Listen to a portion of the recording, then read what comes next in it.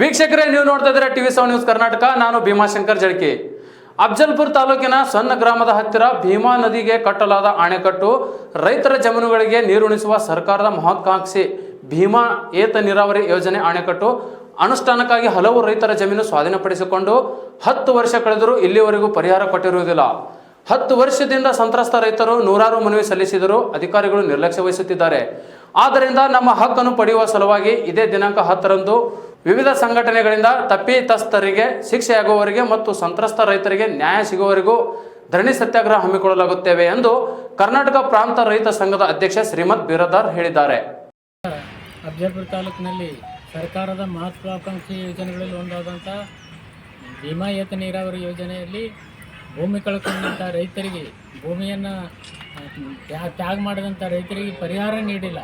ಸರ್ಕಾರದ ಅಧಿಕಾರಿಗಳು ಒಂದು ಕುಮ್ಮಕ್ಕಿನಿಂದ, ಸರ್ಕಾರದ ಅಧಿಕಾರಿಗಳ ಒಂದು ಜಾತಿವಾದಿ ನೀತಿಯಿಂದಾಗಿ ಕೆಲವು ಪರಿಶಿಷ್ಟ ಜಾತಿ ಪರಿಶಿಷ್ಟ ಪಂಗಡದ ತುಂಡು ಭೂಮಿಗಳನ್ನು ಕಸಿದುಕೊಂಡು ಇವತ್ತು ಪರಿಹಾರದಿಂದ ವಂಚಿತರನ್ನಾಗಿ ಅವರ ಬದುಕನ್ನೇ ಮೂರಾಬಟ್ಟೆ ಮಾಡಿದಂಥ ಒಂದು ಅಧಿಕಾರಿಗಳ ವಿರುದ್ಧ ನಾವಿವತ್ತು ದಿನಾಂಕ 10/2/2025 ಸೋಮವಾರ ದಿವಸ ಬೃಹತ್ ಪ್ರತಿಭಟನಾ ಧರಣಿಯನ್ನು ಹಮ್ಮಿಕೊಂಡಿದ್ದೀವಿ.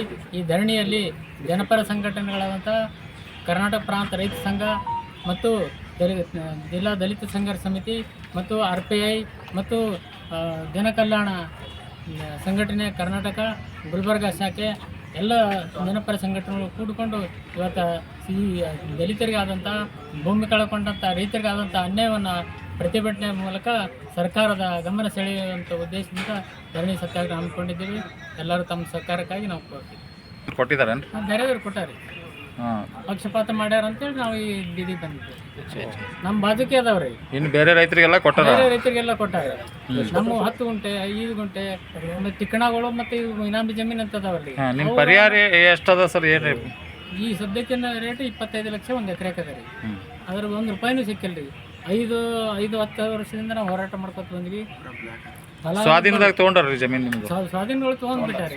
ಅಲ್ಲಿ ಬ್ಯಾರೇಜ್ ಕಟ್ಟಾರಿ, ಡ್ಯಾಮ್ ಕಟ್ಟಿಬಿಟ್ಟಾರ. ಹಿಂದಿನಿಂದ ಮುಳುಗಡೆ ಆಗಿಬಿಟ್ಟಾವ್ರಿ. ಆಟೋಮೆಟಿಕ್ ಆಗಿ ಮುಳುಗಡೆ ಇದೆಯಲ್ಲ, ಆ ಮುಳುಗಡೆ ಆದ ನಂತರ ನಾವು ಜಾಗ್ರತೆಯಾಗಿ ಎಲ್ಲ ಕಡೆ ನಾವು ಅರ್ಜಿ ಕೊಟ್ಟಾಗ ಅವರು ಒಂದು ನೆವ ಹೇಳ್ಕೊತ ಬಂದರು, ಇಲ್ಲ ಹೊಸ ನಾನು ಇದೊಂದು ಕೈ ತಪ್ಪಿ ಹೋಗ್ಯದ, ಮುಂದಿನ ದಿನದೊಳಗೆ ನಾವು ಸರಿಪಡಿಸ್ತೀವಿ. 419 961 ಆಗ್ಬೇಕಾದ್ರೆ 1 ವರ್ಷನ ಟೈಮ್ ಬೇಕಾಗ್ತದೆ, ನಮ್ಗೆ ಸರ್ಕಾರ ಕೂಡ ಅಂದ್ರೆ ನಾವು 1 ವರ್ಷ 2-3 ವರ್ಷದಿಂದ ಕಾಯ್ದೇವಿ. ಆದರೆ ಇವತ್ತಿನ ತನಕ ಅದು ಯಾವುದೇ ಪ್ರಸ್ತಾವನೆ ಇಲ್ಲ. ಎಷ್ಟು ಜನ ಸರ್ ಕಳ್ಕೊಂಡ್ರೆ? ಅಂಥವ್ರು 20 ಜನ ಅದ ರೀ. ಸುಮಾರು 10 ಎಕರೆ ಜಮೀನು ಹೋಗಿದೆ. ಹೆಂಕಪ್ಪ ದುರ್ಗಪ್ಪ ಗಾಡಿ ವಡ್ಡಾರ ಅನ್ನೋ ಒಂದು 4 ಎಕರೆ ಹೋಗಿದೆ ಭೀಮಾ ಬ್ಯಾಕ್ ವಾಟರ್ದಿಂದ. 2004ರಿಂದನೂ ಕೂಡ ನೀರೇ ನಿಂತದೆ, ಇಲ್ಲಿ ನೀರಾಗಿದ್ದಾರ. ಅವ ತಿರುಗಾಡಿ ಅವನಿಗೆ ಮುಗ್ಧ. ಇವತ್ತು ಮಾತಾಡೋಕೆ ಧ್ವನಿ ಇಲ್ಲಾರ್ದಂಥವನು. ಅವ್ರ ಪರವಾಗಿ ನಾವು ಇವತ್ತು ಹೋರಾಟ ಮಾಡುವಂಥ ಸಂದರ್ಭ ಬಂದದ. ಅವನು ಬೇಸತ್ತು ಇವತ್ತು ರಾಷ್ಟ್ರಪತಿಗಳಿಗೆ ನಮ್ಗೆ ಈ ಎಲ್ಲ ಅಧಿಕಾರಿಗಳ ಕಿರುಕುಳ, ದೌರ್ಜನ್ಯ, ನಮ್ಗೆ ಪಕ್ಷಪಾತದಿಂದ ನಮ್ಮ ಬದುಕೇ ನಾಶ ಮಾಡೋದಂಥ ಅಧಿಕಾರಿಗಳ ಇದು ಸಾಕಾಗಿದೆ. ಇವತ್ತು ನಮಗೆ ದಯಾಮರಣ ಕೊಡ್ರಿ ಅಂತೇಳಿ ರಾಷ್ಟ್ರಪತಿಗೆ ಮನವಿ ಸಲ್ಲಿಸಿದ್ದಾರೆ. ಅಫಜಲ್ಪುರ ತಾಲೂಕಿನಲ್ಲಿ ಸಮಗ್ರ ನೀರಾವರಿ ಯೋಜನೆ ಜಾರಿಯಾಗಬೇಕು ಅನ್ನೋಂಥದ್ದಕ್ಕಾಗಿಸಿಂದ ಈಗ ಬರುವ 10ನೇ ತಾರೀಕು ಫೆಬ್ರವರಿ 25ರಂದು ಒಂದು ಧರಣಿ ಸತ್ಯಾಗ್ರಹವನ್ನು ಹಮ್ಮಿಕೊಂಡಿದ್ದೀವಿ.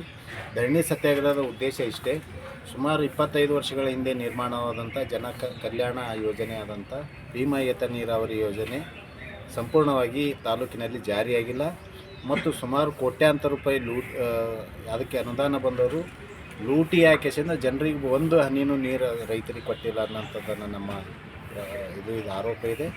ಹಾಗಾಗಿ ಇವತ್ತು ಭೂಮಿ ಕಳ್ಕೊಂಡ ರೈತರಿಗೆ ಪರಿಹಾರ ಕೊಡಬೇಕನ್ನೋಂಥದ್ದು ಮತ್ತು ಪರಿಹಾರದ ಜೊತೆಗೆ ಕಾಲುವೆ ಸುಮಾರು 25 ವರ್ಷದಿಂದ ನಿರ್ಮಾಣ ಆದಂಥ ಕಾಲುವೆಗಳಿಗೆ ಇನ್ನೂ ಇಲ್ಲಿ ತನಕ ಇವತ್ತು ನೀರು ಬಂದಿಲ್ಲ ಮತ್ತು ಅಲ್ಲಿ ಎಲ್ಲ ಹೂಳು ತುಂಬಿಕೊಂಡಿದ್ರಲ್ಲಿಂದ ಇವತ್ತು ನೀರು ಬರ್ತಾ ಇಲ್ಲ. ಇದು ಭೀಮಾ ಏತ ನೀರಾವರಿ ಯಾರ ಅಂತಂದ್ರೆ ರೈತರಿಗೆ ಭೂಮಿಗೆ ನೀರು ಕೊಡಬೇಕಾದಂಥ ಯೋಜನೆ ಇವತ್ತು ಗುತ್ತಿಗೆದಾರರ ಪಾಲಾಗ್ತಾ ಇದೆ. ಇವತ್ತು ಬಂದಂಥ ಅನುದಾನವನ್ನು ಇವತ್ತು ಜಂಗಲ್ ಕಟಿಂಗ್ ಹೆಸರಿನಲ್ಲಿ ಮತ್ತು ಹೂಳು ತೆಗೆಯುವ ಕಾಮಗಾರಿ ಹೆಸರಿನಲ್ಲಿ ಮತ್ತು ಕಾಲುವೆಗೆ ರೋಡ್ ಮಾಡ್ತೀವಿ ಅನ್ನೋಂಥ ಹೆಸರಿನಲ್ಲಿ ಇವತ್ತು ಕೋಟ್ಯಾಂತರ ರೂಪಾಯಿ ಲೂಟಿ ಆಗೋದನ್ನು ನಾವು ಕಂಡಿದ್ದೀವಿ. ಇವತ್ತು ಅಂಥದ್ದನ್ನು ನಾವು ತಪ್ಪಿಸ್ಬೇಕಾದ್ರೆ ಇವತ್ತು ನಮ್ಮ ಧರಣಾ ಸತ್ಯಾಗ್ರಹಕ್ಕೆ ನೀರಾವರಿಯ MD ಬಂದ ಕೇಸಿಂದ ಇದನ್ನು ಸಮಸ್ಯೆ ಪರಿಹರಿಸಬೇಕು. ಇಲ್ಲ ಅಂತಂದ್ರೆ ಇವರು ಕಳ್ಳರ ಇವತ್ತು ಎಕ್ಸಿಕ್ಯೂಟಿವ್ ಇಂಜಿನಿಯರ್ ಆಗಲಿ ಅಸಿಸ್ಟೆಂಟ್ ಇಂಜಿನಿಯರ್ AEEಗಳಾಗಿ ಬಂದ್ರೆ ನಾವು ಅದಕ್ಕೆ ನಾವು ಹಿಂದೆ ಸರಿಯಂಗಿಲ್ಲ. ಹಾಗಾಗಿ ಇದು ಸಮಗ್ರ ತನಿಖೆಗೆ ಒಳಪಡಿಸೋದ್ರ ಮೂಲಕ ಇವತ್ತು ಆ ನೀರಾವರಿ ಯೋಜನೆಯನ್ನು ಸಮಗ್ರವಾಗಿ ಜಾರಿ ಮಾಡಬೇಕಂತ ಒತ್ತಾಯ ನಾವು ಮಾಡ್ತೀವಿ. ಹಾಗಾಗಿ ಭೂಮಿ ಕಳ್ಕೊಂಡವ್ರಿಗೆ ಇನ್ನು ಇಲ್ಲಿ ತನೂ ದುಡ್ಡು ಬಂದಿಲ್ಲ. ಅದು ಹಿನ್ನೀರ ಒಂದು ಮಟ್ಟಿಗೆ ಸುಮಾರು 25 ವರ್ಷ ಹಿಂದೆ ಮಾಡಿದಂಥ ಏನು ಯೋಜನೆ ಅದ ಆ ಯೋಜನೆಯ ಪರಿಹಾರಕ್ಕಿಂತ ಇವತ್ತು ಹೆಚ್ಚಿಗೆ ಭೂಮಿ ಕಿಮ್ಮತ್ತು ಬರೋದ್ರಿಂದ ಇವತ್ತಿನ ರೇಟಿಗೆ ನಾವು ಇವತ್ತು ಪರಿಹಾರ ಕೊಡ್ಲಿಕ್ಕೆ ಮುಂದಾಗಬೇಕು. ತಕ್ಷಣ ಪರಿಹಾರಕ್ಕೆ ಆಗಬೇಕು.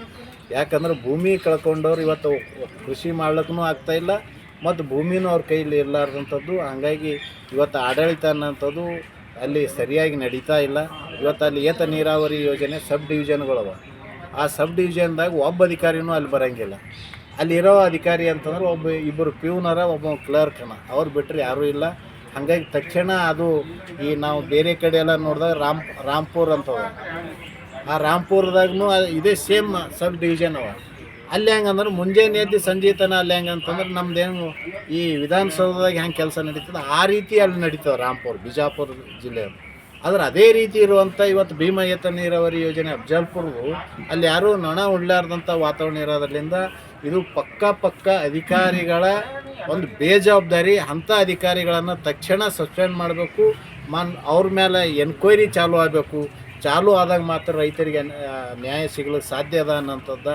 ಹಾಗಾಗಿ ಸ್ಥಳೀಯ ಶಾಸಕರು ಇದಕ್ಕೆ ಮಧ್ಯಸ್ಥಿಕೆ ವಹಿಸೋದ್ರ ಮೂಲಕ ಇವತ್ತು ಎಲ್ಲ ಅಧಿಕಾರಿಗಳನ್ನು ಮತ್ತು ರಾಜ್ಯ ಮಟ್ಟದ ಅಧಿಕಾರಿಗಳನ್ನು ಮತ್ತು ರೈತರನ್ನು, ಯಾವ ನೀರು ಬಳಕೆದಾರ ರೈತರರ